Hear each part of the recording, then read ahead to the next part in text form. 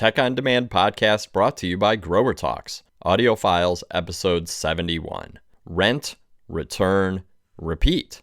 From the January 2026 issue of Green Profit magazine, written by Neil Anderson, narrated by Bill Calkins. Rent, Return, Repeat. How many times do you think Blockbuster rented out The Little Mermaid or Ghostbusters before those VHS tapes finally gave out? Probably hundreds. At roughly $4 a rental, that's about $1,200 of revenue from a $20 tape. That's a pretty good margin, right? Now, I know the video store industry didn't exactly adapt fast enough and went extinct because of it, but stick with me here. Think of plant rentals as the next evolutionary step for the retail garden center. After several boom years, many of us are now facing declining revenue, rising costs, and shrinking profit. Plant rentals offer one potential path to reverse that trend. Because what's better than selling a plant for $100? Selling the same plant multiple times. At Gardens of Babylon, we've turned this concept into a real business driver. In just over 2 years, we've added an entirely new revenue stream that's grown our top line,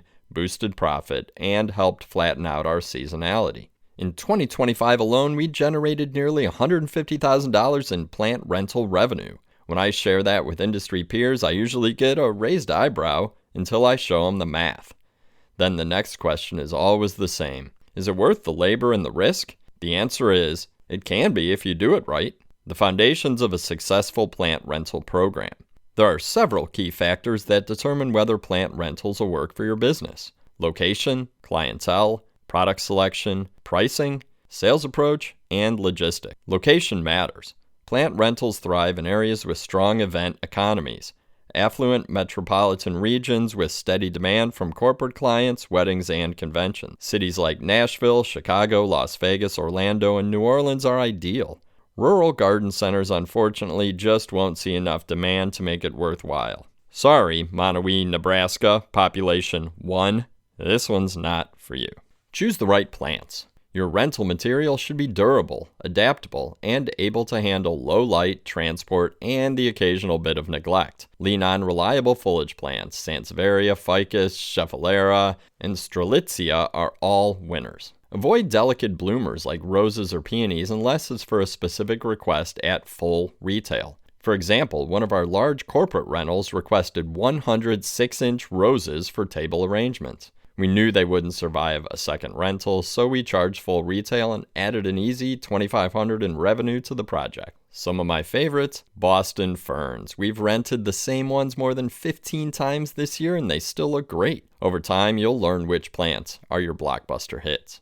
Pricing, the make or break factor. Getting your pricing structure right determines whether plant rentals feel rewarding or regrettable. In Gardens of Babylon, our rental minimum is around $2,000, a threshold that covers logistics, planning, and labor, while also weeding out tire kickers and setting a professional tone from the start. When we do encounter budget pushback, we treat it as a sales pivot, inviting clients to visit our store and purchase a few plants outright instead. That way, no conversation is a waste. Our rentals have ranged from $2,000 to $58,000, and the key to consistency is packaging. Offering tiered pricing with clear inclusions for delivery, staging, and pickup helps clients make decisions faster. Every company will have its own approach, but whatever you choose, apply it consistently.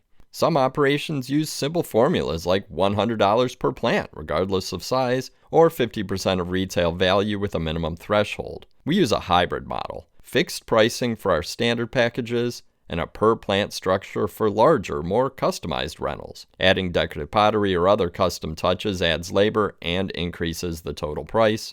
Likewise, we charge $400 after-hours pickup fee for any retrievals before 8 a.m. or after 5 p.m., a policy most clients understand and happily accept. Others simply coordinate with their venue for pickup the following morning. Selling rentals the right way. Plant rentals might not require the same design finesse as a full-scale landscape installation, but professionalism and process still matter. Approach each inquiry systematically. Research the client and understand their vision. Come prepared with visuals or collateral. Be transparent about your timelines, pricing, and expectations. Leverage technology to build trust early. Tools like Zoom or Google Meet allow you to put a face to the name, which helps clients connect. Platforms like Canva make it easy to create clean, branded proposal PDFs. And don't forget the contract. Just as you wouldn't rent a car without one, never rent plants without a signed agreement outlining event dates and contracts, payment terms, indemnifications, client responsibilities if plants are damaged or lost. We use tools like Dropbox Sign to keep signatures organized and professional. Contracts not only protect both parties, but also signal that you take your service seriously. Tech plus process equal profit.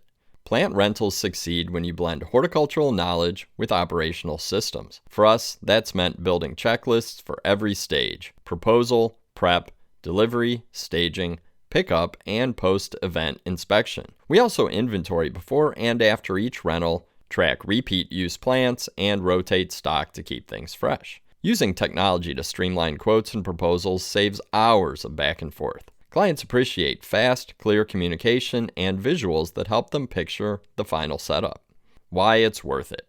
If done well, rentals can add 10% to 15% to your top-line revenue within a few years. They generate income during slow months, increase inventory ROI, and create long-term relationships with corporate and event clients who often come back for design or installation services later. Plant rentals aren't just about quick revenue. They're about future-proofing your business. The truth is, garden centers can't afford to operate like Blockbuster did, selling the same way forever while the world changes around them. We have to evolve. So maybe your next best seller isn't a $100 fiddle leaf fig. It's that same fiddle leaf fig rented out 10 times over. Rent, return, repeat. The end. We hope you enjoyed this episode of Audio Files from the Tech on Demand podcast brought to you by Grower Talks. Please take a minute to leave us a positive review. It'll help us reach more greenhouse, garden center, and CEA professionals.